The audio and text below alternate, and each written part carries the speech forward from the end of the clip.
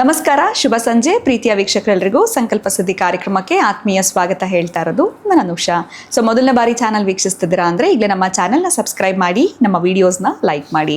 ಇನ್ನು ಕಾರ್ಯಕ್ರಮದಲ್ಲಿ ನಮ್ಮ ಜೊತೆಲಿದ್ದಾರೆ ಸ್ಪಿರಿಚುವಲ್ ಗುರು ಡಾಕ್ಟರ್ ವಿಷ್ಣುದತ್ತ ಗುರೂಜಿಯವರು. ಬನ್ನಿ ಗುರುಗಳನ್ನ ಕಾರ್ಯಕ್ರಮಕ್ಕೆ ಬರಮಾಡ್ಕೊಳ್ಳೋಣ. ನಮಸ್ತೆ ಗುರುಗಳೇ, ಕಾರ್ಯಕ್ರಮಕ್ಕೆ ಆತ್ಮೀಯ ಸ್ವಾಗತ. ಒಳಿತಾಗ್ಲಿ ಅಮ್ಮ. ಗುರುಗಳೇ, ಇನ್ನು 8, 17, 26 ಸೊ ಈ ದಿನಾಂಕದಲ್ಲಿ ಹುಟ್ಟಿರುವಂಥವ್ರು ಯಾವ ದೇವರ ಒಂದು ಆರಾಧನೆನ ಹೆಚ್ಚಿನ ಮಟ್ಟದಲ್ಲಿ ಮಾಡಿದಾಗ ಸಕ್ಸಸ್ಗೆ ಬೇಗ ರೀಚ್ ಆಗ್ಬೋದು ಅಂತ?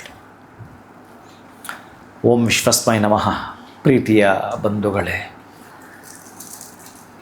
ನಾನು ಇದನ್ನು ಹೇಳಿದರೆ ಈಗ ನೀವು ರೈಮಿಂಗ್ ಅನ್ಕೊಂಡ್ಬಿಡ್ತೀರಿ. ಆ್ಯಕ್ಚುಲಿ ಕೆಲವೊಬ್ಬರು ಬಂದಿದ್ದರು 8ನೇ ತಾರೀಕು ಹುಟ್ಟಿದವರು. ಸ್ವಲ್ಪ ಸಾಮಾನ್ಯ ಕಪ್ಪಿರ್ತಾರೆ. 8ನೇ ತಾರೀಕು ಹುಟ್ಟಿದ್ರೆ ಎಣ್ಣೆ ಕಪ್ಪು ಅಂತಾರಲ್ಲ, ಹಾಗಿರ್ತಾರೆ. ನೀನು ಎಣ್ಣೆ ಕಪ್ಪಿದೀಯಾ ಕಣ ಅಂದರೆ ಅವ್ನು ಒಪ್ತಾನೇ ಇಲ್ಲ. ಇಲ್ಲ ಸ್ವಾಮೀಜಿ, ನಾನು ಬೆಳ್ಳಗಿದ್ದೀನಿ. ಆಮೇಲೆ ಅವ್ರದ್ದೊಂದು ತಾಪತ್ರ ಇತ್ತು, ಕೋರ್ಟಲ್ಲಿ ಕೇಸ್ ಇತ್ತು, ಇತ್ಯರ್ಥವೇ ಆಗೋದಿಲ್ಲ ಅಂತಂದೆ. ಅದು ಹೆಂಗೆ ಸ್ವಾಮೀಜಿ ಇತ್ಯರ್ಥನೇ ಆಗಲ್ಲ? ನೀವೆಲ್ಲದಕ್ಕೂ ಪರಿಹಾರ ಕೊಡ್ತೀರಲ್ಲ, ಇತ್ಯರ್ಥನೇ ಆಗಲ್ಲ. ಇತ್ಯರ್ಥ ನೀನು ಮಾಡಿದರೆ ಆಗತ್ತೆ ಕಣಯ್ಯ, ನೀನು ಮಾಡ್ಕೊಳ್ಳೋನಲ್ವಲ್ಲ ಅಂತಂದೆ. ಇಲ್ಲ ಸ್ವಾಮೀಜಿ, ಅದೇನು ಹೇಳ್ತೀರ ಮಾಡ್ತೀನಿ ಅಂತಂದೆ. ಮಾಡ್ತೀಯಾ ಅಂತಂದೆ. ಸರಿ, ನೀನು ಹುಟ್ಟಿರೋದು 8 ಪ್ರೆಗ್ನೆಂಟು 18 ಅಂದೆ. ನನಗೆ ನೀವು ನಕ್ಕದಂಗೆ, ಬಟ್ ಅರ್ಥ ಮಾಡಿಸ್ಬೇಕಾಯ್ತು, ಮಾಡಿಸ್ದೆ. 8 ಪ್ರೆಗ್ನೆಂಟು 18 ಅಂದೆ. ಇದನ್ನು ಮಾಡೋಕ್ಕಾಗುತ್ತೆ ನನ್ನ ಕೈಯಲ್ಲಿ? ಖಂಡಿತ ಮಾಡ್ತೀನಿ ಸ್ವಾಮೀಜಿ, ನಮ್ಗೆ ಆ ಜಮೀನು ಮೋಸ ಆಗಬೇಕು ಅಂತಂದು. ನೀನು ಹುಟ್ಟಿರೋದು 8ನೇ ತಾರೀಕು ಅಂತ ನಿಂಗೆ ಹೇಳ್ತಾ ಇದ್ದೀನಿ. ಪ್ರೆಗ್ನೆಂಟ್ ಆಗಿರುವ ಹೆಣ್ಣು ಮಗುವಿಗೆ ಏನಾದರೂ 18 ತರಹದ ನೀನು ಕೊಡುಗೆ ಕೊಡಬೇಕು. 18 ಥರದ ಗಿಫ್ಟ್ ಕೊಡಬೇಕು. ಏನು ಕೊಡ್ತೀಯ?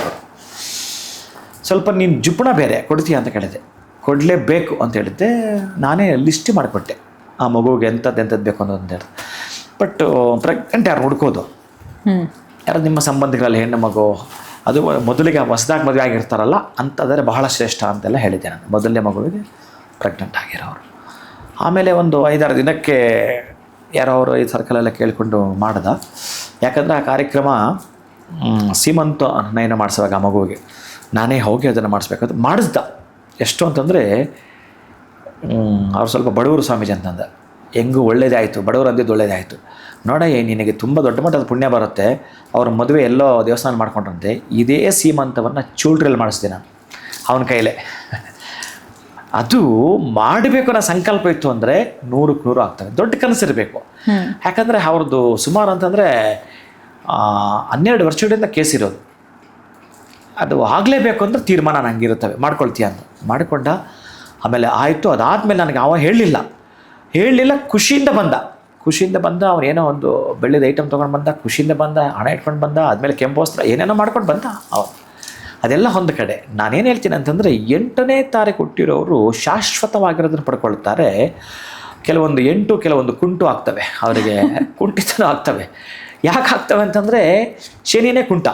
ನನಗೆ ಹಂಗನಕ್ಕಾಗಲ್ವೇ ಶನಿ ಮಹಾನುಭಾವನನ್ನು? ಅಪ್ಪಿತಪ್ಪಿಯವನ ಆಗಿಲ್ವೇ? ಹಾಗೇ ಶನಿಗೆ ಸಂಬಂಧಪಟ್ಟ ಸಂಖ್ಯೆಯಲ್ಲಿ ಹುಟ್ಟಿದವರಿಗೆ ಕೆಲಸಗಳಲ್ಲಿ ಕುಂಠಿತ ಕಾಣ್ತಾನೇ ಇರ್ತವೆ. ಕುಂಠಿತ ಆಗಬಾರ್ದು ಅಂತಂದರೆ, ಈಗ ನಾನು ಹೇಳಿದ್ದು ಚೆನ್ನಾಗಿ ಅಪ್ಲೈ ಆಗ್ಬೇಕು ನಿಮಗೆ. ಯಾರಾದರೂ ಪ್ರೆಗ್ನೆಂಟ್ ಇರ್ತಕ್ಕಂಥ ಹೆಣ್ಣು ಮಗಳು ಏನಾದರೂ ನೀವು ಕೊಡುಗೆ ಕೊಡಬೇಕು. ನಿಮ್ಮ ಶಕ್ತಿಯಾನುಸಾರ 18 ಕೊಡಿ, 28 ಕೊಡಿ, ಅಭ್ಯಂತರ ಇಲ್ಲ. ನಿಮ್ಮ ಶಕ್ತಿಯಾನುಸಾರ ಆ ಮಗುವಿಗೆ ಅರಿಶಿನ ಕುಂಕುಮದಿಂದ ಹಿಡಿದು, ಬಳೆಯಿಂದ ಹಿಡಿದು, ವಸ್ತ್ರದಿಂದ ಹಿಡಿದು, ಹೂವಿಂದ ಹಿಡಿದು ಲೆಕ್ಕ ಮಾಡ್ಕೊಳ್ಳಿ, ಪರವಾಗಿಲ್ಲ. ಒಟ್ಟಾರೆ 18 ಐಟಮನ್ನು ಆ ಹೆಣ್ಣು ಮಗು ಕೊಡ್ತೀರ ಅಂತ ಖುಷಿ ಪಡ್ತಾಳೆ ಅಂತಂದರೆ, ಒಂದಷ್ಟು ಹಣ ಕೊಡಿ, ಒಂದಷ್ಟು ಬೆಳ್ಳಿ ಬಂಗಾರವೂ ಸೇರಿಸಿ. ನೀವು ಬಹುಶಃ ಈ ಜನ್ಮದಲ್ಲಿ ದಾರಿದ್ರ್ಯ ಕಾಣಲ್ಲ. ಅಷ್ಟು ಚೆನ್ನಾಗಿರ್ತೀರಿ. ನೀವು ಇದನ್ನೇನಾದರೂ ಕೂಡ ರೂಢಿಸಿಕೊಂಡು ಬಿಟ್ಟರೆ ಕುಂಠಿತ ಅಂತ ಕಾಣಿಸ್ತಾ ಇದ್ದು ನಿಮ್ಮ ಬದುಕಲ್ಲಿ. ಆಮೇಲೆ ನೀವು ಮಾತ್ರ ಬಹುಶಃ ನಿಮಗೆ ಲಗ್ನ ಬೇರೆ ಆಗಿದ್ದರೆ ಏನು ಮಾಡೋಕ್ಕಾಗಲ್ಲ. 8 ಸಂಖ್ಯೆ ಇರೋವಂಥವ್ರು ಸಾಧ್ಯವಾದಷ್ಟು ಒಂದು ಬ್ಲೂ ಸಫೈರ್ ಸ್ಟೋನನ್ನು ಪಾಕೆಟಲ್ಲಿ ಇಟ್ಕೊಂಡಿರಲೇಬೇಕು. ಜೊತೆಗೆ ಈ ಸಂಖ್ಯೆಯ ಏನು ಶನಿ ಇದಾನೋ, ಇನ್ನು ಇದಕ್ಕೆ ಅಧಿಷ್ಠಾನ ದೇವತೆ ಅಂತ ಬಂದರೆ ಶಿವನನ್ನು ಆರಾಧನೆ ಮಾಡಬೇಕು.